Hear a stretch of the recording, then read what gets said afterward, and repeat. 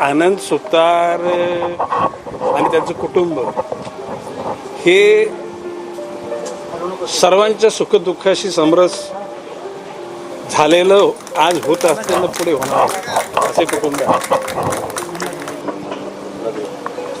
आनंद सुतार हा तंतोतंत गणेश नायकाच्या विचाराबरोबर जीवनाची दिशा ठरवणारा माझा सहकारी. आता आपण गेलो तर तिथे दिवाळीसाठी लोकांना गोडधोडसाठी काही साहित्य वाटपाचं काम चालू होतं.